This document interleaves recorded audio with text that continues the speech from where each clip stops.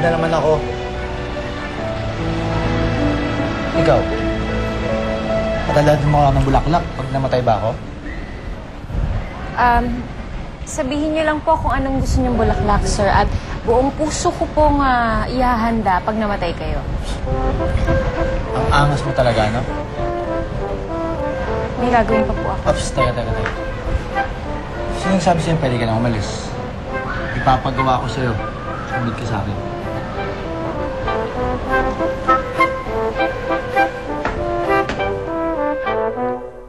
Sigurado ka bang dito nakalibing? Ang alam ko, dito lang yun eh.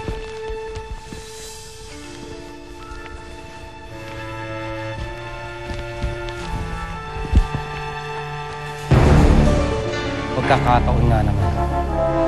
Sa bagay, di posibleng makita ko si Miss Valderrama sa libing ng anak niya. Sinira niyo ang buhay ko noon. Ngayon pati ang anak ko. Teka, ano binabalak mo? Pagkakataon na ang lumalapit. Mahirap na palagpasin. Agad ko na makita si Lisa, bro. Tutupad ko na mga pangako ko sa'yo. Huwag ka mag-alala. Aalagaan ko siya. Hindi ko siya papabayaan.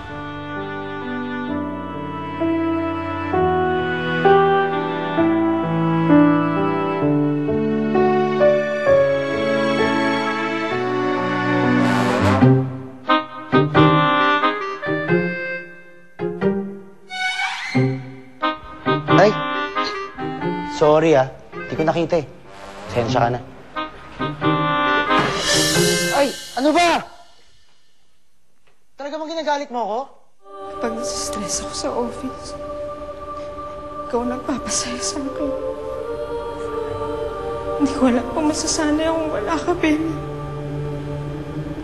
I really miss you.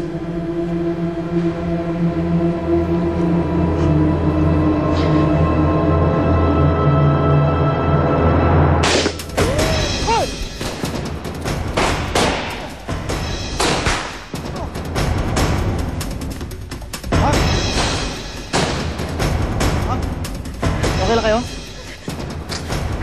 Habulin mo! Habulin natin, dali! Sorry hindi ko sinasadya. Sa lahat ng ayoko, yung kinakalaban ako. Eh kaya nga hindi kayo magkasundo ni Mama eh.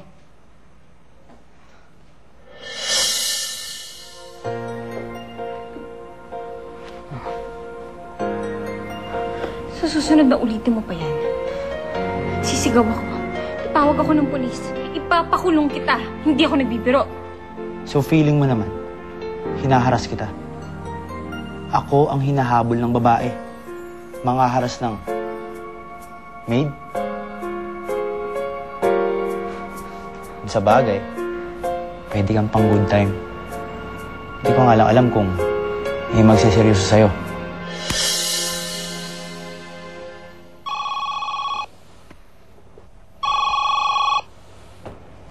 Hello, Gemma? Sandali lang to kasi konti lang yung load ko eh. Nakausap ko na si Lisa. Nasa ospital pala eh. Kailangan ng pera. Oh, hindi magkita tayo. Tapos dalhin mo ako sa kanya. Hindi, ayaw niya kasi. Ano bang problema?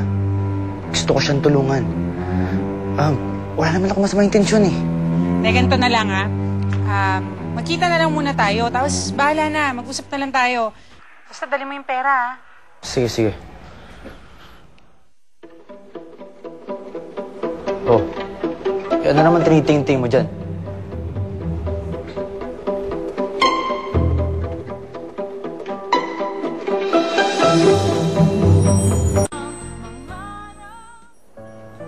Sana nandito ka para ikaw na mismo magsabi sa kapatid mo na ako yung totoong mahal mo. Uy, kanina pa hinahanap ni Aling Tindeng. Uy, ano yan? Sing-sing yan na. Patingin, nakita ko mukhang mahal yun Patingin. Ay, arte naman ito.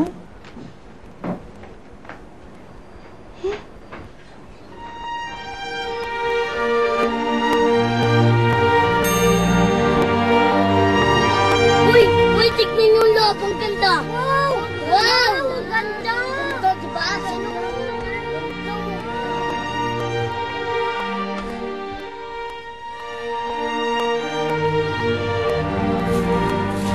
Eric, salamat ah. Malaki matutulong ito kay Lisa. Yung pero na. Gemma, ang usapan natin, dadalhin mo ako kay Lisa, di ba? Tutulungan ko siya. Hindi nga pwede ngayon eh. Alam mo, nilaloko mo lang ako eh. Kaya ako nagpunta dito para tulungan si Lisa. Yun ang binilin sa akin ni Benny. Benny? Nay? Sino ka? Ano yung narinig ko na alam mo kung nasan si Lisa? Kaano-ano ka ni Benny Valderrama? Kapatid ko si Benny. Kayo ba yung nanay ni Lisa? Ano nangyari sa anak ko?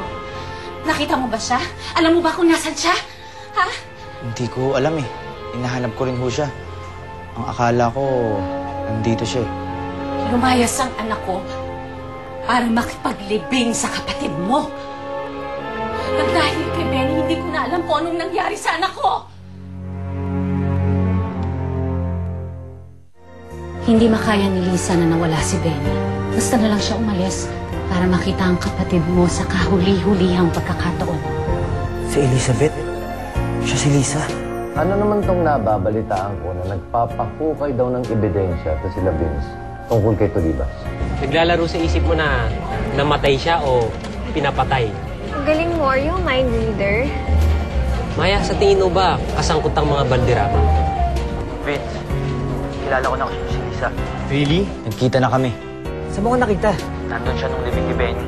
Kaya pala, ang lungkot-lungkot niya.